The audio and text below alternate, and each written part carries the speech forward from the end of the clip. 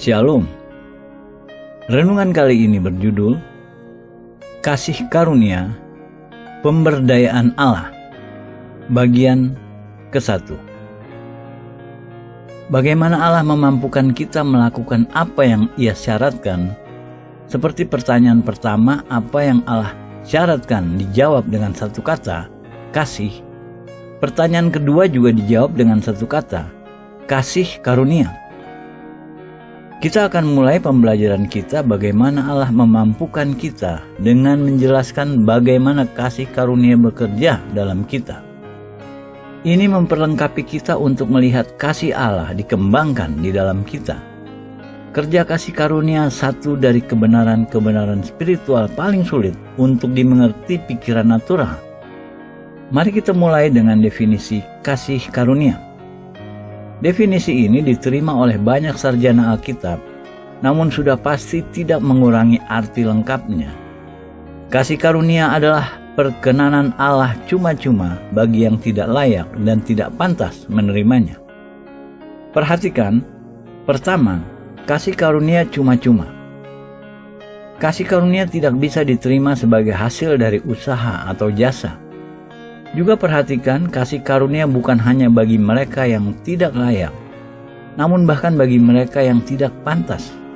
Dengan kata lain, bahkan ketika kita layak mendapat penghakiman dan murka, Allah dengan kasih karunia-Nya menawarkan kita kebaikan. Kata perkenanan, kata alternatif untuk kasih karunia, khususnya dalam Perjanjian Lama. Kedua kata ini digunakan hampir secara bergantian. Kasih karunia satu dari konsep kunci seluruh Alkitab. Dibukanya kasih karunia dimulai dalam Perjanjian Lama dan dibawa pada kesempurnaan dengan pewahyuan Yesus Kristus dalam Perjanjian Baru. Dalam Perjanjian Baru, kata Yunani untuk kasih karunia terjadi 155 kali, terutama dalam surat-surat Rasul Paulus. Salam umum Perjanjian Baru di antara orang-orang Kristen, kasih karunia dan damai. Kadang-kadang mereka menambah kasih karunia, rahmat dan damai. Ini diisyaratkan dengan salam. Jika kita ingin damai, kita harus punya kasih karunia dulu. Satu-satunya cara kita bisa memiliki damai sejati adalah melalui kasih karunia Allah. Hampir semua surat-surat para rasul dimulai dan diakhiri dengan kasih karunia. Salam mereka biasanya sesuatu seperti kasih karunia dan damai untukmu. Sebagian besar berakhir dengan kasih karunia Allah bersama denganmu. Kasih karunia Tuhan Yesus Kristus bersama denganmu. Atau sederhananya, kasih karunia bersama denganmu. Ini signifikan karena surat-surat para rasul pada dasarnya berhubungan dengan pekerjaan kebenaran Injil dalam hidup sehari-hari. Caranya di mana surat-surat ini dibuka dan ditutup dibuat jelas untuk mengerjakan kebenaran Injil. Kita harus mulai dan mengakhirinya dengan kasih karunia Allah. Jika kita tidak mulai dan selesai dengan kasih karunia Allah, kehidupan Kristen tidak mungkin berada pada tingkat Perjanjian Baru. Mari lihat sedikit kata-kata asli untuk kasih karunia yang digunakan dalam Yunani Perjanjian Baru dan dalam Ibrani Perjanjian Lama. Kata Yunani untuk kasih karunia adalah charis. Kata ini juga ditampilkan dalam bentuk lain dalam kata karisma. Karisma adalah kata yang digunakan untuk karunia-karunia Roh Kudus dan untuk beberapa manifestasi-manifestasi lainnya. Karisma berarti kasih karunia dalam bentuk manifestasi dan spesifik. Charis adalah kasih karunia secara umum. Karisma adalah manifestasi spesifik kasih karunia dalam hidup seseorang. Dua kata Ibrani yang umumnya digunakan dalam Perjanjian Lama, chen dan ratson. Keduanya digunakan secara bergantian. Chen berarti kecantikan atau keindahan dan ratson berarti kesenangan. Ini bisa berarti dua-duanya kebaikan hati dan keindahan. Arti dasar dari kata-kata ini dalam kedua bahasa adalah keindahan atau daya tarik. Kita perlu camkan di pikiran bahwa kasih karunia selalu cantik dan menarik. Orang yang hidup dalam kasih karunia Allah selalu menarik. Jemaat di mana kasih karunia Allah tinggal adalah jemaat yang menarik. Jika jemaat tidak memiliki kasih karunia Allah yang bekerja di tengah-tengahnya, mungkin jemaat tersebut tetap memiliki kebenaran, namun tidak akan menarik siapapun. Dibutuhkan kasih karunia Allah untuk menarik orang-orang pada kebenaran. Dikatakan tentang gereja mula-mula di Yerusalem, mereka semua hidup dalam kasih karunia yang melimpah-limpah. Kisah Para Rasul 4 ayat 33. Dan tiap-tiap hari Tuhan menambah jumlah mereka dengan orang yang diselamatkan. Kisah Para Rasul 2 ayat 47. Apa yang menarik orang-orang pada gereja mula-mula adalah manifestasi kasih karunia Allah dalam umatnya, keindahan Tuhan, daya tarik Allah atas mereka. Satu frasa umum dalam Perjanjian Lama menggabungkan kata chen untuk mendapatkan kasih karunia atau kebaikan hati di mata seseorang. Kejadian 6 ayat 8 berkata, tetapi Nuh mendapat kasih karunia atau kebaikan hati di mata Tuhan. Kebaikan hati Nuh dapatkan di mata Allah yang membedakan Nuh dari semua orang-orang lain pada generasinya. Dan karena Nuh, keluarganya juga mendapatkan kasih karunia di mata Tuhan. Kasih karunia berhubungan dengan cara kita melihat orang-orang. Dan dalam konteks ini, kasih karunia Allah berhubungan dengan cara Allah terhadap kita. Mengaplikasikan kebenaran ini sementara kita mempelajari kasih karunia Allah, kita menemukan ini dimulai tidak dari kita, namun dari Allah. Kasih karunia Allah berawal di lokasi terpencil Ia memilih untuk melihat kita. Jika Ia melihat kita dengan kebaikan hatinya, maka kasih karunia bekerja dalam hidup kita.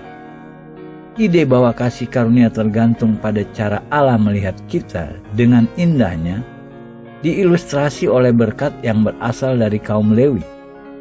Berkat ini dibagi sama antara orang-orang Kristen dan Yahudi.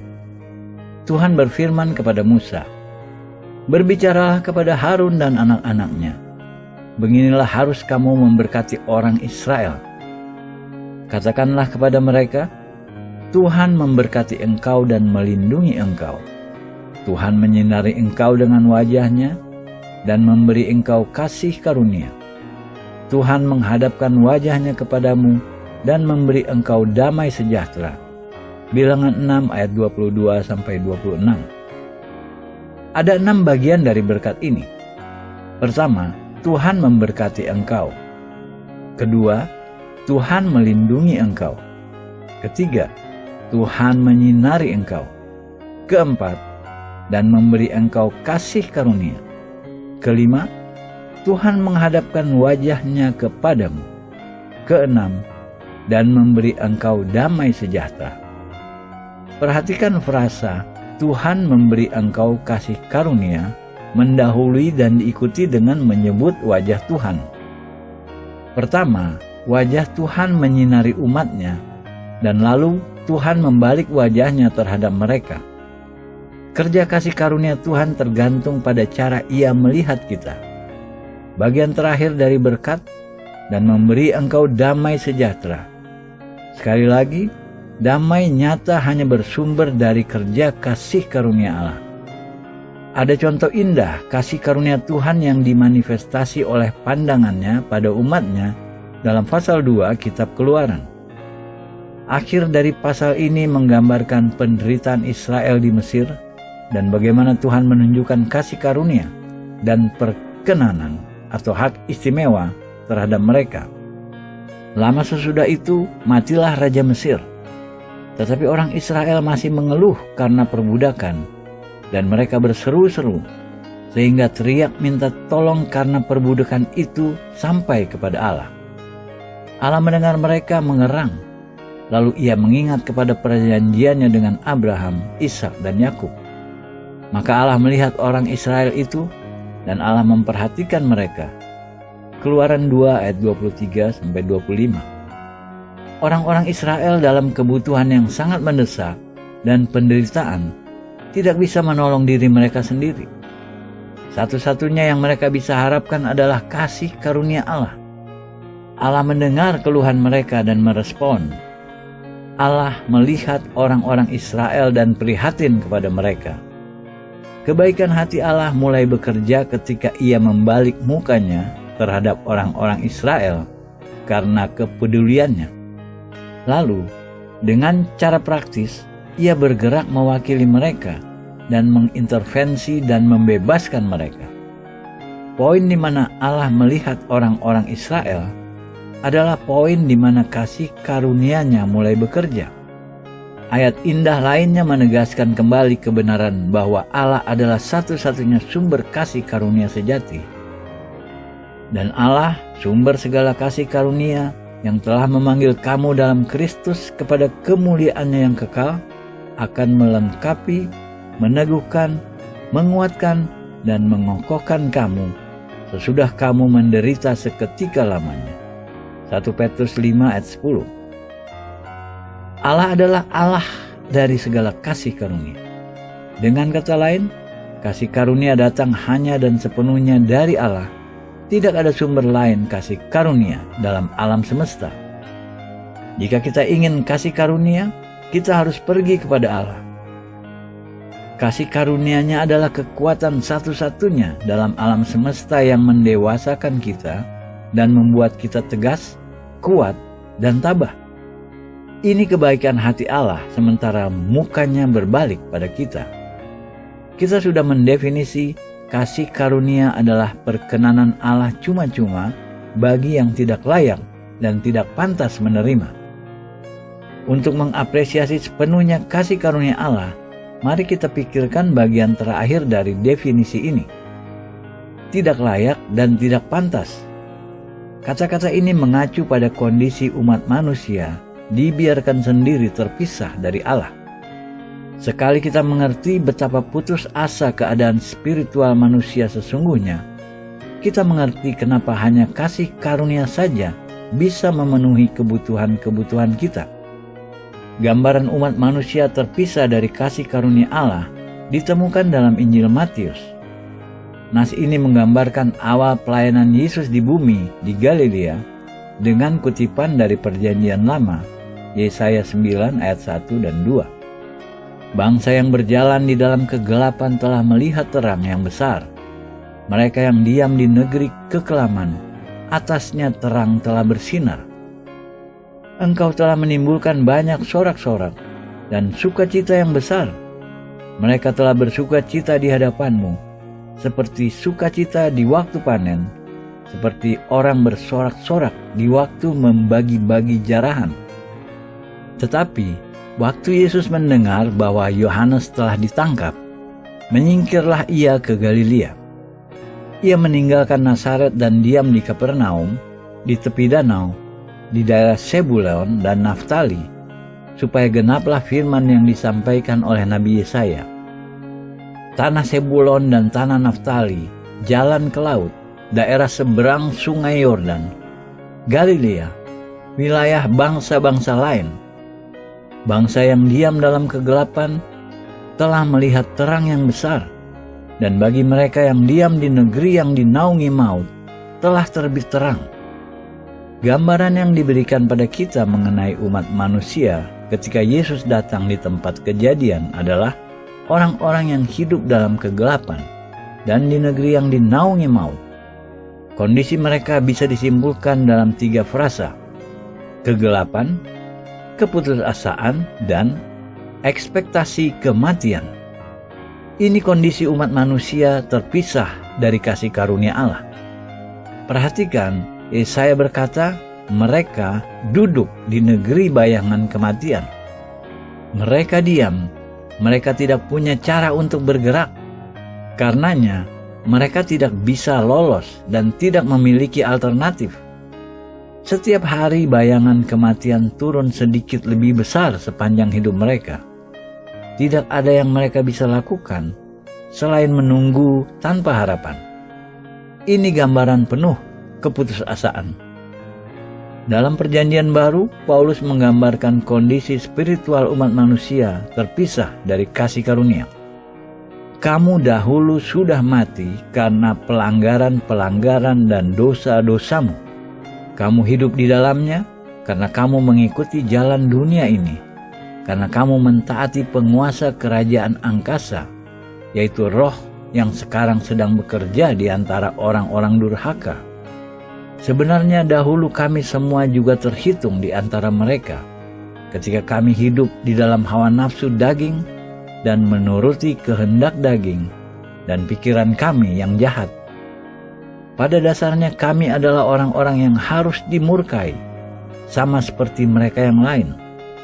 Tetapi Allah yang kaya dengan rahmat, oleh karena kasih-Nya yang besar, yang dilimpahkannya kepada kita, telah menghidupkan kita bersama-sama dengan Kristus. Sekalipun kita telah mati oleh kesalahan-kesalahan kita, oleh kasih karunia kamu diselamatkan. Efesus 2 ayat 1-5. Terpisah dari Allah, kita secara spiritual mati dalam pelanggaran-pelanggaran dan dosa-dosa kita. Kita diputus dari hidup Allah dan tidak bisa merespon pada Allah dengan cara apapun.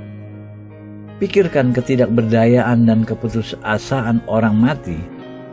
Kita bisa mempresentasi hukum kepada orang mati, namun ia tidak bisa membacanya. Kita bisa berkhotbah pada orang mati, namun ia tidak bisa mendengarnya.